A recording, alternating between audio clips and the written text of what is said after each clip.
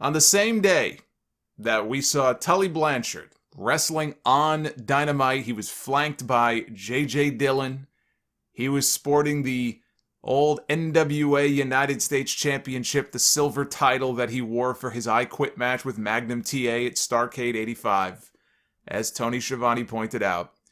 And you had FTR, and I didn't notice this actually, kind of lost in the glory of the entrance of J.J. Dillon with Tully Blanchard. At first, I didn't realize that FTR, who was tagging with Tully against Jurassic Express, Harwood and Wheeler walked out on Wednesday wearing the old NWA tag team titles once held by Tully and Arn.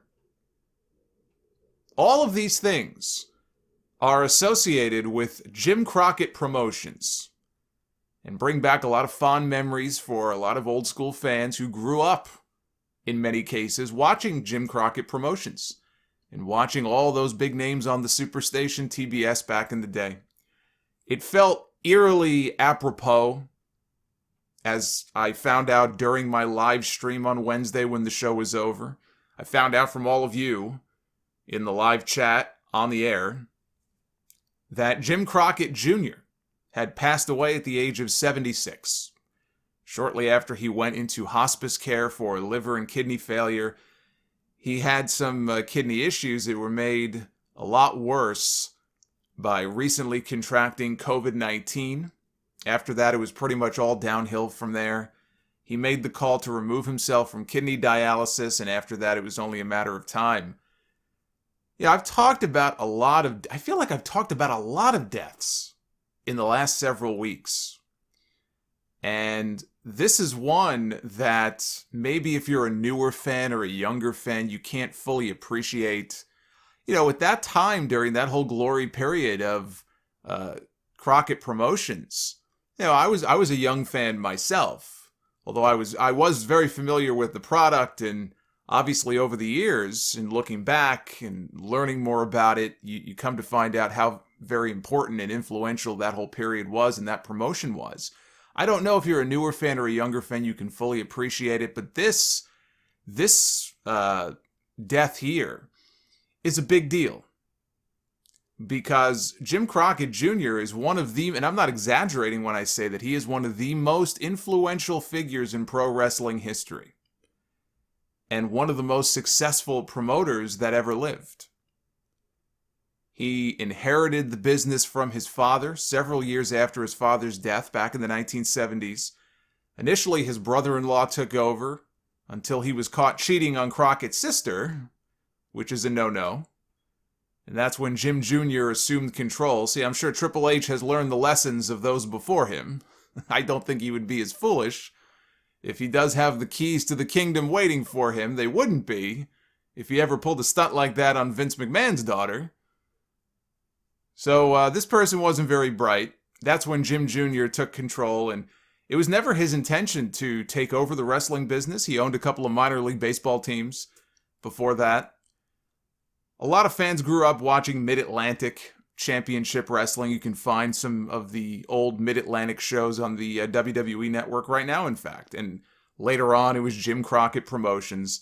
I didn't have access to it at that time, or else I might have been one of those people. As it was, I would only see it whenever I would go to my grandparents' house on Saturdays because they had cable and we didn't. But I grew up in the Northeast, so I was a WWF guy. So my exposure was fairly limited for all of those reasons. And because of that, I didn't really at the time have a lot of interest in the product, but what I would do is I would sit there, be at my grandparents' house, and I would sit there on Saturdays at 6:05 when, Saturday night would come on TV. And I just look back on that sometimes and I think, man, if only I had appreciated it back then the way that I do now.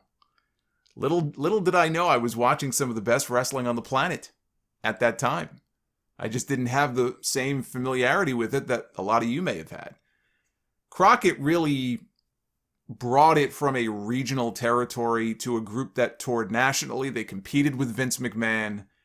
It was Crockett who bought the TBS time slot back from McMahon. When Vince took it over for a brief time, that was the whole infamous Black Saturday deal, where he acquired the time slot, people who would normally tune in for Georgia Championship Wrestling would put the TV on, and who did they see in the studio with the World Championship Wrestling banner behind him? Vince McMahon. So imagine their shock, especially if they were somebody who hated the WWF product. You tune in to see your guys, and you see Vince McMahon standing there, and Vince McMahon is throwing it to matches with WWF talent all over the country. You're not going to be very happy. And there were a lot of fans who were not very happy. Fans revolted. He didn't own that slot for very long. Crockett bought the TBS slot from McMahon for $1 million. Vince McMahon famously said, allegedly said, that he would make Crockett choke on that million. That $1 million probably helped pay for the first WrestleMania. I mean, if you consider the timeline of when that happened, which I believe was mid-84, summer of 84, it's very likely that $1 million, at least in part, helped pay for WrestleMania the following year. Now, I know Vince and Linda have talked about having to also take out loans, so if WrestleMania was not a success, that would have been it. It would have been an early demise for the WWF at that point. But it is very likely that at least some of that money did help go towards bankrolling the inaugural WrestleMania show the following year from Madison Square Garden. But who knows, right? Who knows without that $1 million if there even is a first WrestleMania. I don't know that it's that big of a leap to consider that. But it became a battle nationally between WWE and Jim Crockett Promotions. Vince had Hulk Hogan, and he had Andre the Giant and Roddy Piper. And Randy Savage and Ricky Steamboat had come over as well. All of these stars that he had raided from the other territories and announcers, right? Everybody. Jesse Ventura and Gene Okerlund, and I mentioned Hogan. These were already big names. You know, in a lot of cases, a lot of these guys came from Vern. They came from the AWA. They were already established. Hulkamania was already a thing. All Vince did was sign them over. You know, he basically stole them, and then he just kind of blew it up on a national scale, and it worked. But he had all of these big names, and then Crockett, on the other side of the fence, had Ric Flair, and the Four Horsemen, and Dusty Rhodes, and the Road Warriors. It really was the glory years of wrestling.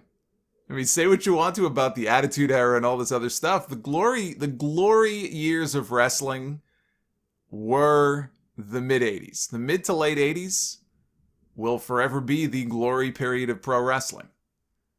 And then, slowly, things started to fall apart. Crockett was spending a lot of money on talent. They bought Mid-South Wrestling from Bill Watts for a few $1 million. And I think in a lot of ways that purchase is what ultimately sunk them the most, because for all the money they spent to acquire Mid-South Wrestling, they never really did make that money back. They were hoping they would. They were hoping there'd be a lot of pay-per-view money coming in and stuff, but that never materialized for a whole bunch of different reasons. One of the things they did was they took their annual Thanksgiving Starrcade show out of Greensboro, where it had been held every year up to that point. They took it out of Greensboro and they moved it to Chicago. This was back, I believe, in 87. And that was a disaster. I mean, the fans in North Carolina, they felt betrayed by that. But to make matters worse, with Crockett getting onto pay-per-view like WWE, I think that Starrcade 87 show was their first endeavor on pay-per-view, they were relying on that pay-per-view money to pay their talent on these guaranteed deals that, you know, Crockett had given to many of them. They needed that revenue. They needed that pay-per-view money. Vince McMahon decided that he was going to go ahead and run a show opposite Starrcade on Thanksgiving Day.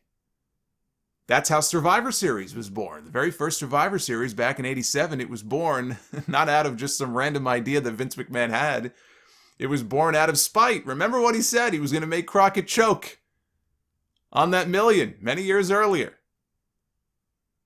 He certainly tried to live up to his word. And he threatened that any cable provider that aired Starrcade, now Starrcade was going to go on earlier, I believe earlier in the day. And Survivor Series would air later in the night with the idea that, okay, the cable companies, they're happy because they get a doubleheader of wrestling on pay-per-view. In theory, you're going to bring in double the money. until Vince McMahon said, if you air Starrcade, I will not let you air WrestleMania 4 the following year. And this was coming off a year, WrestleMania 3 was this just huge success. I think it did something like 400,000 or 400,000 plus buys on pay-per-view. Even to this day, WrestleMania 3 is this legendary event. They had a proven track record that Crockett did not. Crockett was a newbie when it came to running pay-per-view. So if you're one of these cable providers, you're looking at this and going, well, do I go with the proven hand or do I go with this unknown commodity? And the vast majority of them said, well, we're going to go with Vince and Survivor Series.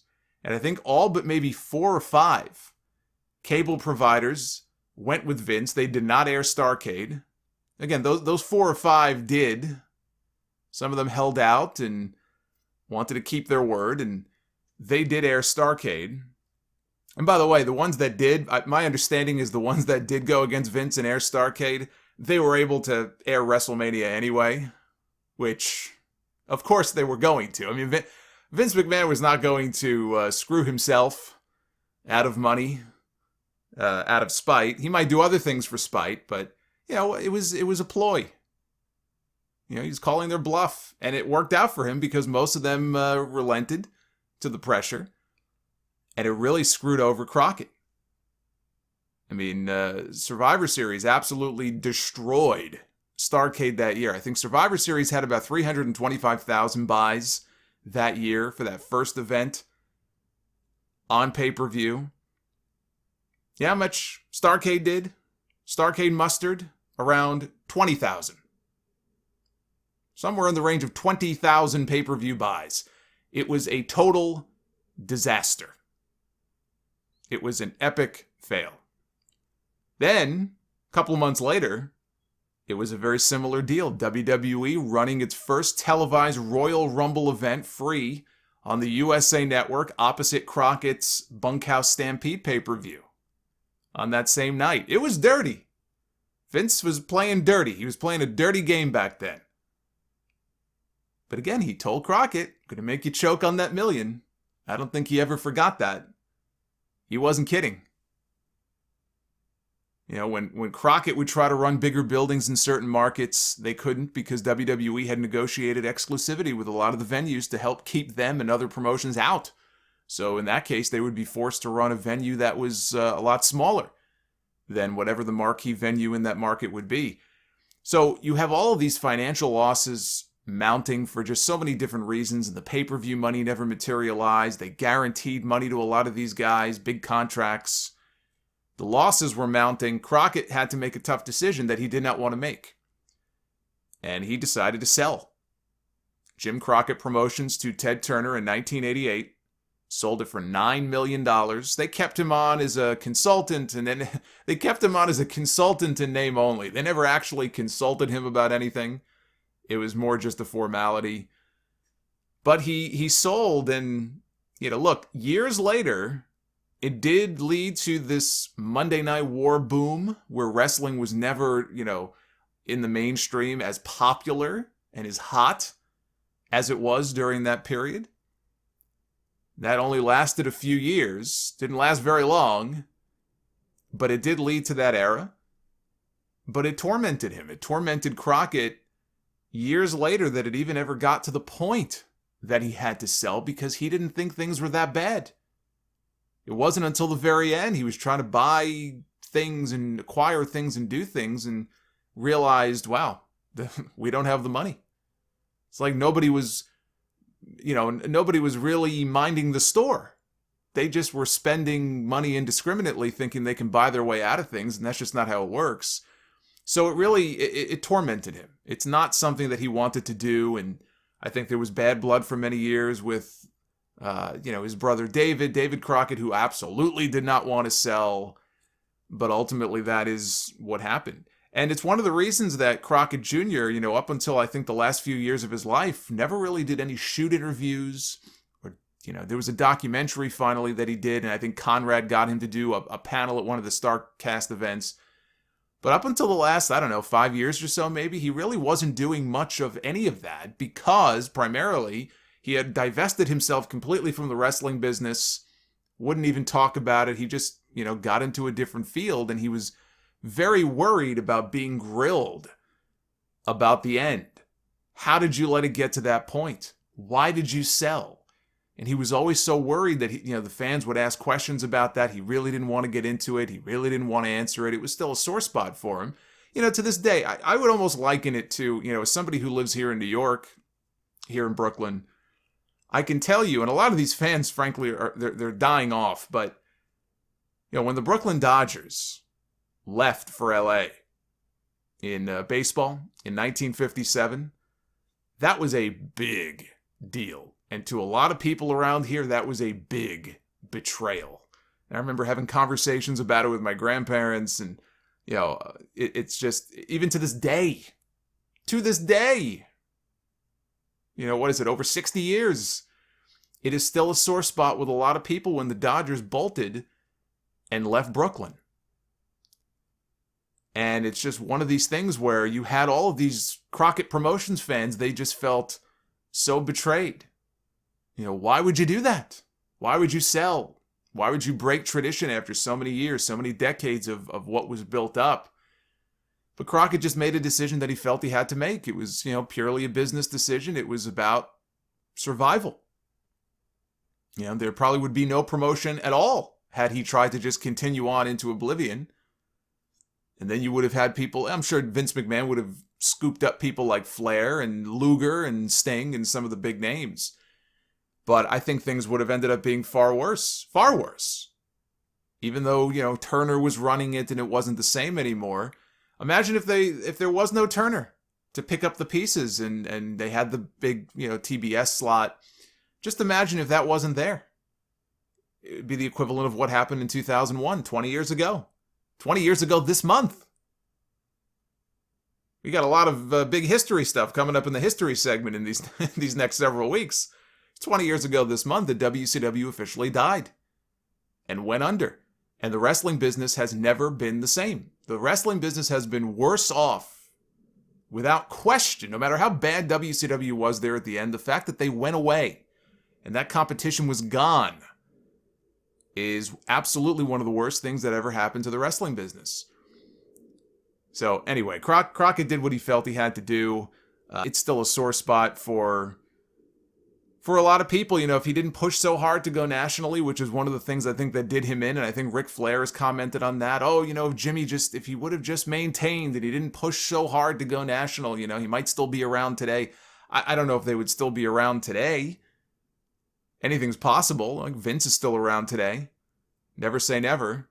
If they had their little slice of that territory, I'm assuming at some point they would have died out, but it's one of those what ifs. Who knows how much longer they could have survived for. Broke a lot of hearts when he sold to Turner. It was the end of an era, but his place in wrestling is forever cemented, and he will go down without question as one of the most influential figures in the history of pro wrestling.